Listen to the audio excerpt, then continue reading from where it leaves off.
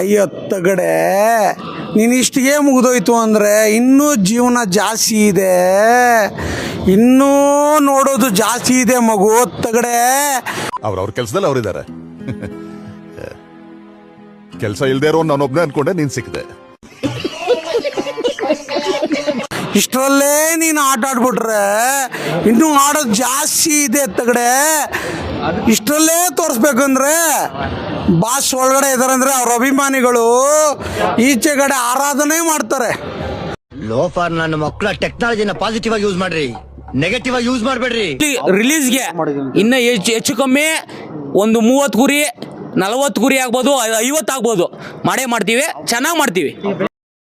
ಅಪ್ಪ ಕುಡಿತಾ ಇದ್ದೀರೇನಪ್ಪ? ಕುಡೀರಿ, ಚೆನ್ನಾಗಿ ಕುಡೀರಿ. ಜೊತೆಗೆ ಸ್ವಲ್ಪ ಪಾರಿಡಾಲು ಟಿಟ್ಟೊಟ್ಟಿನೂ ಹಾಕೊಂಡು ಚೆನ್ನಾಗಿ ಕುಡಿದ್ಬಿಟ್ಟು ಚೆನ್ನಾಗಿ ನಿದ್ದೆ ಮಾಡ್ಬಿಡಿ. ನಿಮ್ ಹೆಸರಿನಲ್ಲಿ ಗೋರಿನಾದ್ರೂ ಕಟ್ಟಿಸ್ತೀನಿ.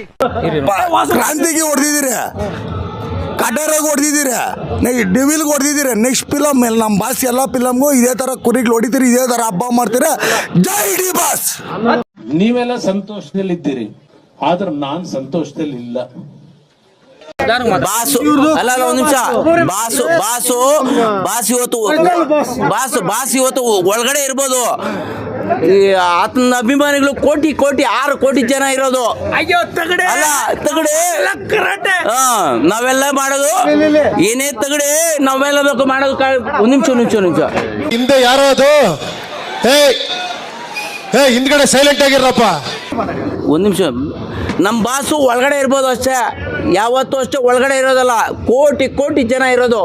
ಇವತ್ತು ಹೇಳ್ಬೋದು, ಇವತ್ತು 6 ಕೋಟಿ ಜನರಲ್ಲ, ಇವತ್ತಿರೋದು ಕರ್ನಾಟಕದಲ್ಲ, ಪ್ಯಾನ್ ಇಂಡಿಯಾ. ನಮ್ಮ ಬಾಸು ಪ್ಯಾನ್ ಇಂಡಿಯಾ ಅಂತ ಹೇಳಲ್ಲ, ಯಾವತ್ತು ಅಷ್ಟೇ ಕರ್ನಾಟಕದ ಮಾತ್ರ ಮಾಡೋದು.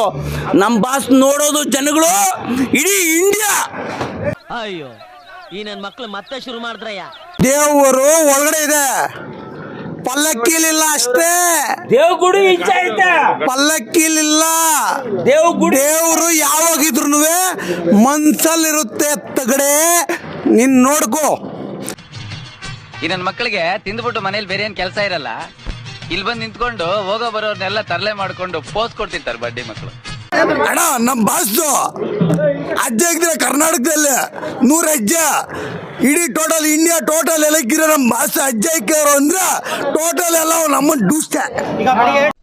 ಏನು ಅರ್ಥವೇ ಆಗ್ತಿಲ್ವೇ ಈ ಕೇಸು? ಎಳೆ ಮಗು ಆಗಿದ್ದಿದ್ರೆ ಓಕೆ. ಟಾಟಾ.